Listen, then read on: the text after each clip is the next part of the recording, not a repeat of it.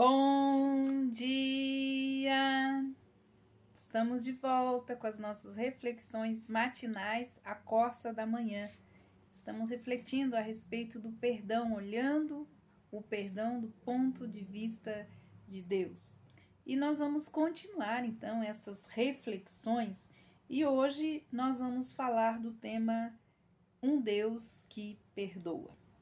Deus, como nós temos visto, Ele importa-se mais conosco do que aquilo que nós fazemos. Grande parte de nós tem vivido com a ideia errada de que Deus prefere nos condenar a nos perdoar. O resultado é que nós acabamos perdendo a alegria de viver sinceramente e livremente em um relacionamento com este Pai de amor. O Pai Celeste que nos ama. Ele nos perdoa e, na verdade, Ele tem prazer em nos perdoar, diz a palavra de Deus. Sempre que em nossa liberdade afirmamos a nossa independência e a nossa fuga de Deus, Ele sempre tem compaixão, que faz parte da sua natureza perdoadora. E Ele sempre encontra uma maneira de nos trazer de volta para casa. O desejo de doar e de perdoar está no coração de Deus. Deus tem prazer maior em perdoar do que o nosso próprio desejo de buscar perdão. Jesus, ele deu uma belíssima descrição do desejo de um pai ao perdoar os seus filhos. E é na parábola do filho pródigo, que está lá em Lucas, capítulo 15, versículos de 1 a 20. E nós vamos ver, então, uma parte desta parábola. Todas nós conhecemos a parábola, então, do filho pródigo. E nós vamos ver capítulo 15, versículos de 1 a 20.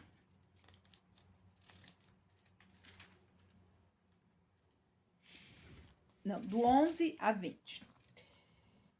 Jesus continuou. Certo homem tinha 2 filhos, o mais moço disse ao seu pai: Pai, quero que o Senhor me dê parte dos meus bens que me cabe. E o pai repartiu os bens entre eles. Passado não muitos dias, o filho mais moço, ajuntando tudo o que era seu, partiu para uma terra distante e lá desperdiçou todos os seus bens, vivendo de forma desenfreada. Depois de ter consumido tudo, sobreveio àquele país uma grande fome e ele começou então a passar necessidades. Então foi pedir trabalho a um cidadão daquela terra, e este o mandou para os seus campos a fim de cuidar dos porcos. Ali ele desejava alimentar-se das alfarrobas que os porcos comiam, mas ninguém lhe dava nada. Então, neste momento, caindo em si, ele disse: Quantos trabalhadores de meu pai têm pão com fartura e eu estou aqui, morrendo de fome. Vou me arrumar, voltar para o meu pai e lhe dizer: Pai, pequei contra Deus e diante do Senhor. Já não sou digno de ser chamado seu filho. Trata-me como um dos seus trabalhadores. E arrumando-se, foi para ter com o seu pai. Vinha ele, ainda longe, quando seu pai o avistou, e compadecido dele, correndo, o abraçou e o beijou. Temos aqui então esta parábola nos mostrando que Deus é um Deus que deseja perdoar. Quando este filho desgarrado finalmente reconheceu a verdade e decide então voltar para casa, quando ele cai em si da situação que ele criou por viver fora da dependência do seu pai. Então ele volta para casa, para quem ele tinha rejeitado. Ele esperava então a condenação do seu pai. Mas em vez disso, ele recebeu misericórdia. Ele diz: eu me porei a caminho. Muitas vezes, tal como este filho, nós tememos que voltar para Deus depois de experimentarmos a nossa independência e muitas vezes, como diz o povo, quebrarmos a cara, nós não podemos voltar porque Deus não irá nos perdoar. Voltar para Deus, muitas vezes há na mente das pessoas que é voltar para o castigo certo. Mas Deus, que é Pai, ele é cheio de compaixão. E quando ele vê o nosso retorno, corre ao nosso encontro, como o pai correu ao encontro desse jovem.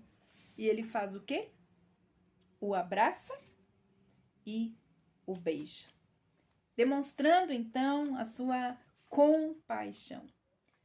O que nós precisamos entender é que o perdão, ele é estabelecido por Deus. Deus nos ama a ponto de nos perdoar antes mesmo que nós peçamos perdão. É o que vemos quando nós olhamos para a cruz. Mesmo antes que nascêssemos, Deus estava já nos reconciliando com Ele, mediante o sacrifício do seu Filho. E por que Deus fez isso? Como Ele fez isso? Deus, ele instruiu Moisés para dizer ao povo, quando ele estabeleceu uma aliança com ele, ou seja, com este povo, o povo de Israel, um contrato, ele dizia: e eu os farei o meu povo e serei o vosso Deus. Diz Êxodo, capítulo 6, versículo 7. Deus instrui então Moisés para dizer ao povo que a sua iniquidade seria perdoada mediante o derramamento de sangue. De fato, segundo a lei, quase todas as coisas são purificadas com sangue. E sem derramamento de sangue, diz a palavra de Deus, não há remissão, não há perdão. Hebreus 9, 22, nós temos isso.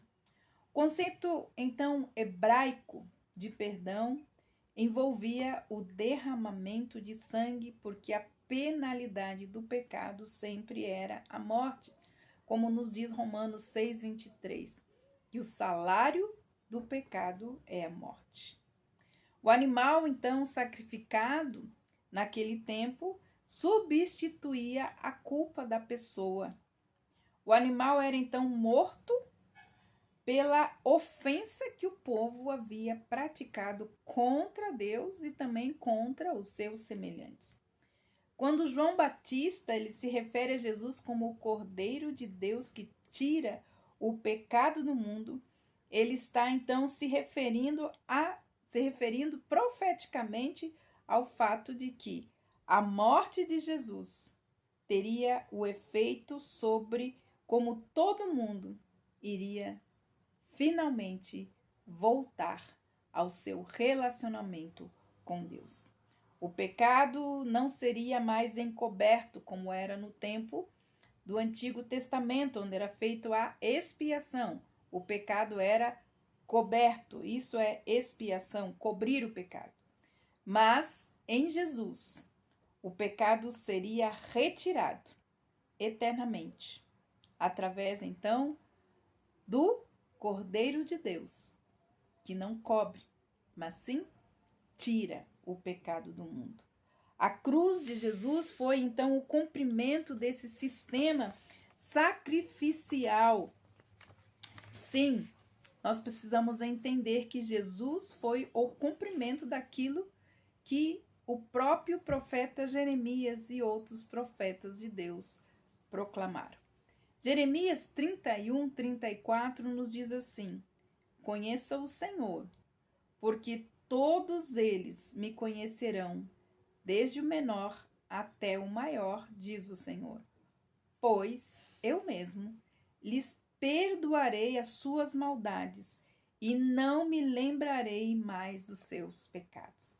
Jesus, ele então cumpre o sacrifício e ele o fez de uma vez por todas, quando a si mesmo se ofereceu, como diz Hebreus capítulo 7, versículo 27. Na morte de Jesus, então, vemos o desejo de Deus de nos perdoar. Sua oferta de perdão se estende a todas as pessoas em todo o tempo. Não existe nenhuma pessoa neste universo, viva ou morta, pela qual Jesus não tenha morrido. Eu o perdoo, eu o perdoo, eu o perdoo. Volte-se para mim e arrependa-se, volte-se para mim. É isso que a cruz sussurra para nós por toda a eternidade. Deus estabeleceu o seu perdão mediante algo que ele fez por nós, mesmo antes que nós tivéssemos pensado em voltarmos para ele. Ele já tinha providenciado o perdão eterno. Por isso, Deus é o nosso perdão. Até amanhã, com as nossas reflexões matinais, a Corsa da Manhã.